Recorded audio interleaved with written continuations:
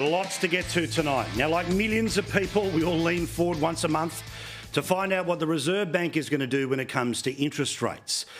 Since this government came to power, there has been a dozen interest rate rises and they've created serious financial pain.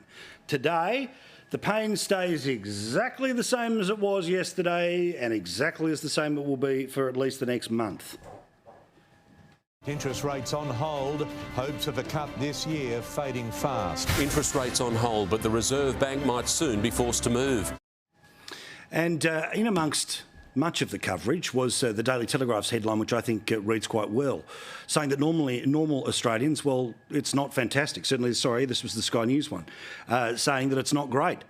That, of course, was the position of Jane Hume. And the reality for Australians are that if you actually are paying attention to what the boss of the Reserve Bank is saying, there's a chance they could still go up.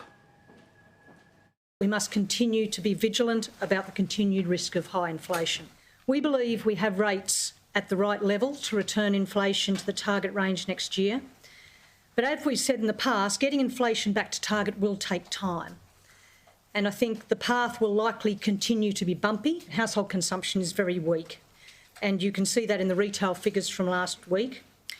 Growth is very subdued, even though population growth is strong. But anyone paying off a mortgage, be it for the house that you live in or for an investment property that somebody is renting, the python has been strangling Australians month after month after month. And yes, while things have remained steady, that steady is still an awful lot of money that people are now trying to find to pay off their loans. I show you this every few nights because it is just the reality of needing to find anywhere between $14,500 and about $29,500 on top of what you were paying before this government came to power. Now, interestingly, as to why there's still a chance interest rates could go up, there's a couple of areas that I've been talking about for what feels like forever, but certainly has been for the past 2 years, and certainly the past few months, as to why the rates are not coming down. We also know the housing market is very tight, and anyone who is trying to get a rental property can tell you just how challenging that is at the moment. The inflation forecast in the next little while is going to be quite driven by petrol prices, which can go up and down, obviously. And of course, we have a government that's willing to cut their take of petrol prices in half, right? No. There's no way. No way. No. No. No. No. No. No. No. No. No. Now, as I've told you before, to take this from the current 49 cents in the dollar to back where it was when they came to power, it would cost about $3 billion. The government will have a surplus in a couple of weeks' time, meaning they are deliberately choosing not to cut their take of near record high petrol prices. Instead, they're going to use $3 billion, the exact same amount it would be to give some relief on petrol prices. And they've moved it into some changes when it comes to university students. Because, of course, if young people don't vote Greens and preference Labor or vote Labor at all, then, of course, they're nowhere near government. But the reality is that every Australian, regardless of how and whom you vote for, is suffering under the weight of the petrol prices that are in the country right now. Now it goes a little higher, it goes a little lower, but if the Reserve Bank is telling us up front that petrol prices are going to be a significant issue in the next little while, why won't the government cut its take?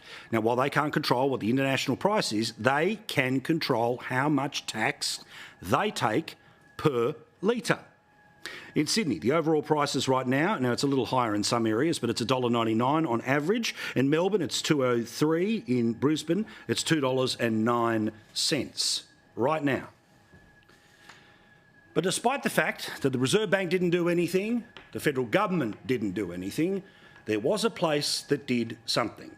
For just 2 hours today, a suburban petrol station cut petrol in Sydney to just 99 cents. Its owner says, times are tough, there's no denying it. While interest rates continue to rise, we are proud to be providing our customers with a chance to offset some of their rising costs. What an excellent sentiment. Now, George and his petrol station, they're able to do it because they're independent. The government is in a position to do it when it comes to tax, but they won't. The Reserve Bank say they can't because in part the prices are going to continue to rise. But thank goodness someone did something to give just a little bit of relief today. And weren't people happy? I've got 10 jerry cans on the back of my ute. I'm ready to fill up. Cost me $100 to fill up, so good half price. Hard to get prices like that in Sydney, so I'm cheering. I have to push the car,